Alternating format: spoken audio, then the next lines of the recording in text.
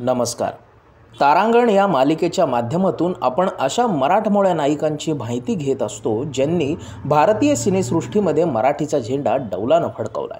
याच मालिकेमध्ये आज आपण जाणून घेणार आहोत उषा किरण उर्फ उषा मराठे यांच्या जीवन प्रवासाबद्दल.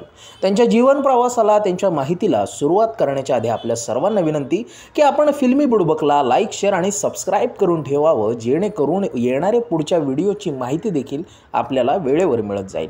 सुरू करूयात उषा किरण यांच्या जीवन प्रवासाला. नमस्कार, मी नीरज आणि आपण पाहताय फिल्मी बुडबक.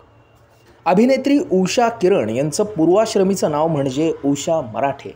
त्यांचा जन्म 22 एप्रिल 1929 रोजी हैदराबाद इथं झाला.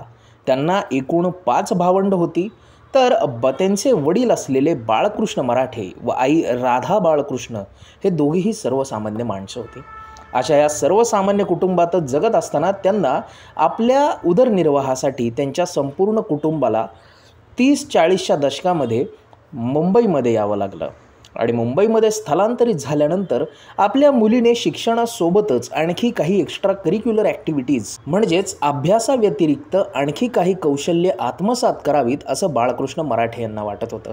अर्थातच लहानग्या उषाची फारशी काही रुची खेळण्याच्या पलीकडे कुठेही नव्हती.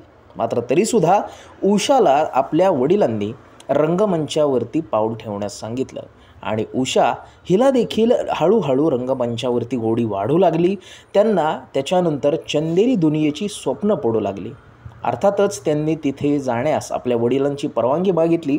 तेव्हा त्यांच्या वडिलांनी सांगितलं की तू आधी नाट्यसृष्टीतले बारकावे शिक आणि ज्याच्या बळावरतीच तुला तुझी पुढची कामं देखील मिळतील. आणि त्यांनी देखील वडिलांचा सल्ला ऐकून काही काळ रंगभूमीवरती काम केलं आणि साधारण 1944च्या सुमारास कल्पना या फिल्ममधून त्यांनी आपल्या फिल्मी करिअरला सुरुवात केली. अर्थात या फिल्ममध्ये त्यांचा रोल काही खास मोठा नव्हता. मात्र तरीसुद्धा त्याच्यानंतर त्यांनी ज्या सिनेमातून पुढे पावलं टाकली तसतसे उषा किरण एक अभिनेत्री म्हणून सर्वमान्य होऊ लागल्या. या दरम्यान त्यांनी गौना, दाग, राजा राणी असे अनेक सिनेमे केले. यासोबतच त्यांची फिल्मोग्राफी मोठी होत जाताना दुसरीकडे मात्र त्यांचं प्रसिद्ध लिजेंडरी दिग्दर्शक अमिया चक्रवर्ती यांच्याशी अफेअरसुद्धा सुरू झाल्याच्या चर्चा होत्या. अमिया चक्रवर्ती हे आधीच विवाहित होते आणि कुठेतरी उषा किरण यांच्याशी त्यांचं अफेअर असल्यामुळे अमिया चक्रवर्ती यांच्या वैयक्तिक जीवनात देखील अनेक वादळ उठत होती. मात्र उषा किरण यांनी या सगळ्या परिस्थितीवरती अत्यंत शांत आणि संयमितपणे तोडगा काढला. त्या स्वतःहून अमिया चक्रवर्ती यांच्या आयुष्यातून स्वतः बाजूला झाल्या.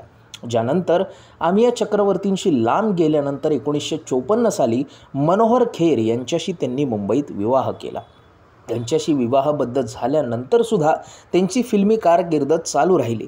त्यांनी आपल्या एकूण फिल्मी कारकिर्दीमध्ये गौना, दाग, राजा राणी, बदनाम, अधिकार, बादबान, पतिता, काबुलीवाला, नजराना, परिवार, 1975चा मिली, सोबतच फटाकडी, जशास तसे, माणसाला पंख असतात, मदहोश, दिल भी तेरा हम भी तेरे, मुसाफिर, अनुराग, कल्पना, हुस्न का चोर, चंबल की कसम, आवाज, कन्यादान, दुश्मन आणि बावर्ची यासारखे गाजलेले चित्रपट दिले.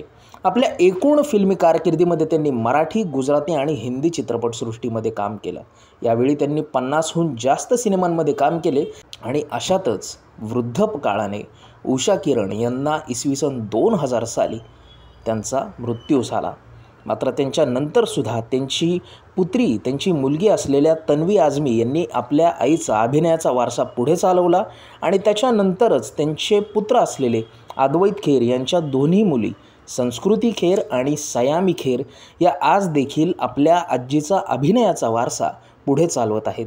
ज्यात सयामी खेर आज एक प्रसिद्ध आणि यशस्वी अभिनेत्री म्हणून देखील ओळखल्या जातात.